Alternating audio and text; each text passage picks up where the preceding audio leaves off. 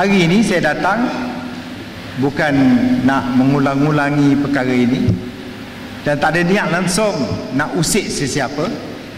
Takut ada orang faham saya nak usik sesiapa ataupun nak kritik sesiapa di dalam majlis ini. Cuma saya nak mengambil kesempatan ini untuk menerang sejarah pembentukan Petronas dan mengapa Petronas ditubuh sedemikian rupa dengan dijadikan badan walaupun ditubuh di bawah Akta Syarikat 65 tetapi dinaungi oleh Akta Kemajuan Petroleum yang dilulus oleh Parlimen dalam tahun 1974. Besar artinya kepada kita kerana akta ini bukan saja dibentuk semata-mata kerana nak mewujudkan badan yang dinamakan Petronas, tetapi ia telah dapat menyatukan kita semua, rakyat Malaysia, menerusi satu ikatan kerjasama yang patut terjalin antara rakyat daripada negeri Sabah, Sarawak dan negeri-negeri di Semenanjung. Suatu dokumen yang berbeza kalau dibandingkan dengan dokumen-dokumen lain yang pernah dilulus oleh Parlimen kita. Ia merupakan satu bentuk kerjasama yang luar biasa kerana berkongsi untuk menikmati hasil yang diperolehi daripada negara kita. Di suatu ketika dahulu dimiliki orang, dimiliki oleh pihak syarikat yang ditaja oleh penjajah. Tetapi sekarang kita memiliki minyak kita, hak kita, dan sememangnya patut dirasai oleh kita semua. Kalau kita tak merasainya, ada benda yang cukup tak betul berlaku di kalangan kita. Jadi saudara-saudari sekalian, saya malam ni bukan nak timbulkan perkara yang saya pernah cakap di forum lain kerana barangkali keadaan berbeza dengan apa yang berlaku di Sabah ataupun Sarawak. Masalah yang timbul umpamanya di Kelantan ataupun di Terengganu tidak berlaku di Sabah, kecuali mungkin ada keadaan yang amat berbeza dengan apa yang berlaku di negeri-negeri berkenaan.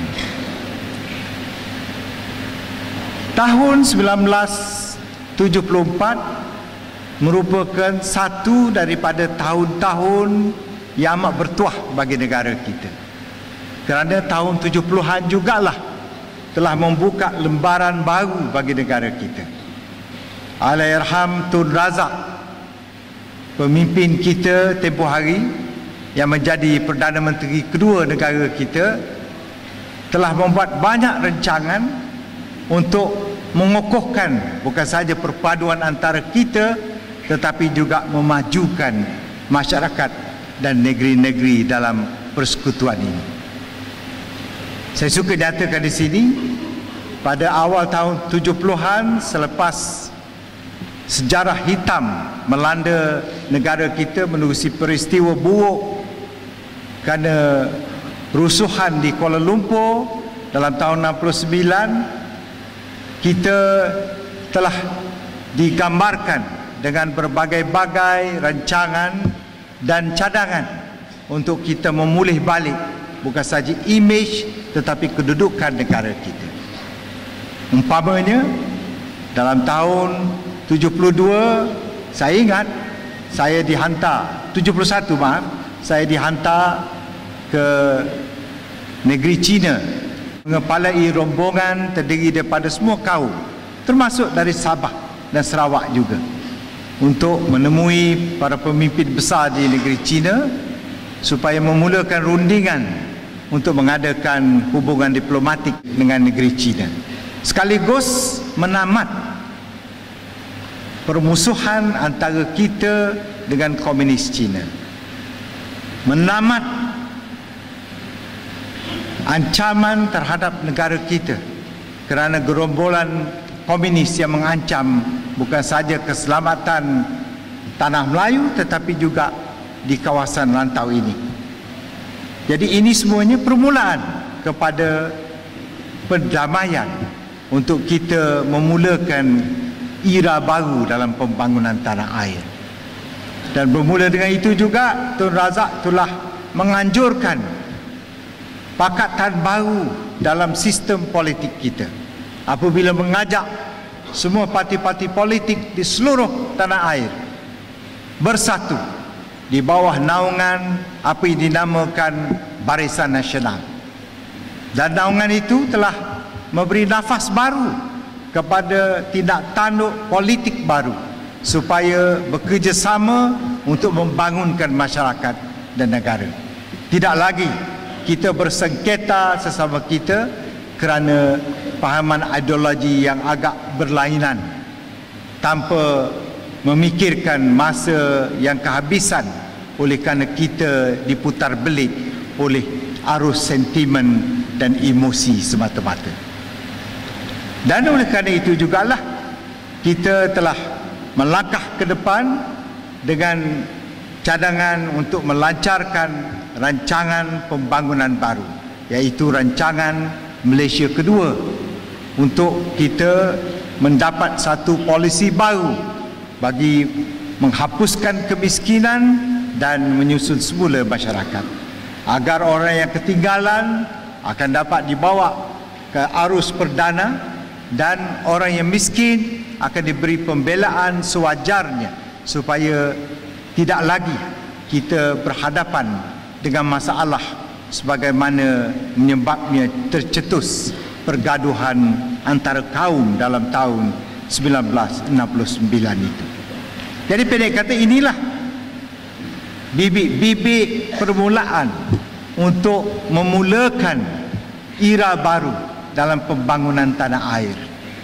Bukan saja merapatkan kita sesama kita dalam persekutuan yang dibentuk yang bernama Malaysia, tetapi mencari jalan baru supaya dapat diguna untuk pembangunan masyarakat itu. Minyak bukan milik kita, milik orang yang diberi oleh British zaman penjajahannya di rantau kita ini.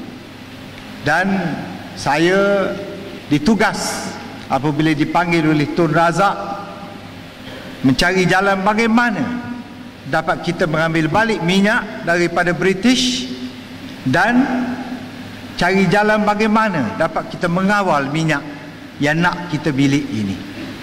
Saya tahu bukanlah satu perkara yang senang kerana yang memiliki minyak di ketika itu ialah Shell, syarikat gergasi di antara yang terbesar di dunia, mempengaruhi seluruh alam dengan rangkaian dan rancangan yang ada kepada syarikat besar ini. Apatah lagi dinaungi oleh kerajaan British yang menjadi salah satu kuasa terbesar di ketika itu di dunia kita ini. Tetapi berkat doa saudara-saudari semua dengan kegigihan para pemimpin kita yang mau melihat setiap yang ada kepada kita diguna bagi kebaikan dan kemajuan rakyat, maka alhamdulillah kita dapat runding dan dengan kesedaran mereka atas keupayaan dan kemampuan kita dari segi politik dan dari segi kapasiti kita, maka kita telah dapat balik minyak yang suatu ketika dahulu dimiliki oleh pihak British menerusi syarikatnya.